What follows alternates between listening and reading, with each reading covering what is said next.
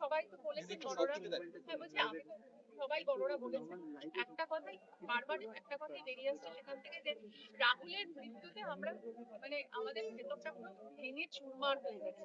ফলে আমরা নিজেরা জানি না কিভাবে নিজেদেরকে, চোখের দিকে তাকিয়ে আমরা কথা বলতেও পারছি না, যে মানে এত কষ্ট হচ্ছে যে একটা ছেলে এইভাবে প্রাণ দিল অ্যাক্টিভ শুটিং এর মাঝখানে। সেটা আমাদের কাছে সবার কাছে একটা বড় কনসার্নের জায়গায় দাঁড়িয়েছে, যে সত্যি আমাদের সেফটি আর সিকিউরিটি জায়গাটা কতটা কায়েম রাখতে পারছি আমরা আমাদের শুটিং যখন অ্যাক্টিভ থাকছে।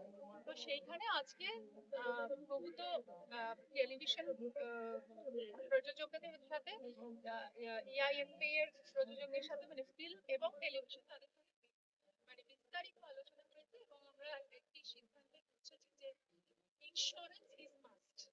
মানে প্রত্যেকটা অ্যাক্টরস, টেকনিশিয়ানস এবং প্রত্যেকের জন্য, এবং প্রডিউসার সবাই ইনক্লুডেড, কোনো ভাগাভাগি নেই। তো সেই জন্য আর কিছু ম্যান্ডেটরি কম্পেনসেশনের ব্যবস্থা করা হয়েছে, যেখানে হয়তো সেটের মধ্যে যদি টেম্পোরারি কোনো হ্যাজার্ড হয়, সেখানেও কিছু ম্যান্ডেটরি কম্পেনসেশন করা হবে। অনেকে হয়তো মানে মানে ফর দ্য শর্ট টাইম কাজ করছে বা তাদের সাথে কোনো কন্ট্রাক্ট নেই, মানে এরকম যদি হয় তাহলে সেই জায়গাতেও আমরা সেখানে দেখভাল করবো তাদের, সেটাও একটা জায়গা তৈরি হয়েছে। হ্যাঁ, আর যতদিন এসওপিটা তৈরি না হচ্ছে, 15 থেকে 30 দিন লাগবে সমস্ত কিছু টেকনিক্যালি ডিটেলস গুলোকে ফ্রেমওয়ার্ক করতে উইথ আ লিগ্যাল অ্যাডভাইসার। ততদিন ওইরকম রিস্কি জোনে কেউ শুটিং করবে না, রিস্ক ইনভলভ কোনো শুটিং থাকলে সেখানে কেউ শর্ট দেবে না।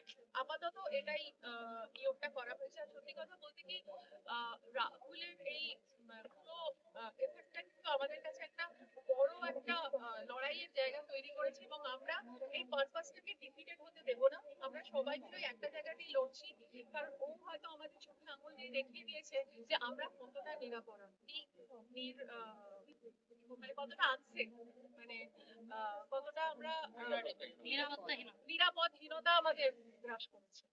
তো আই থিঙ্ক সেখানে আজকে সব বড়রা এসে আমরা সবাইকে, মানে আমাদের একটা জায়গাতে আমরা সবাই সম্মিলিত একটা কথাই বলেছি, যে কেউ আমরা এখন সেপারেট হই, সবাই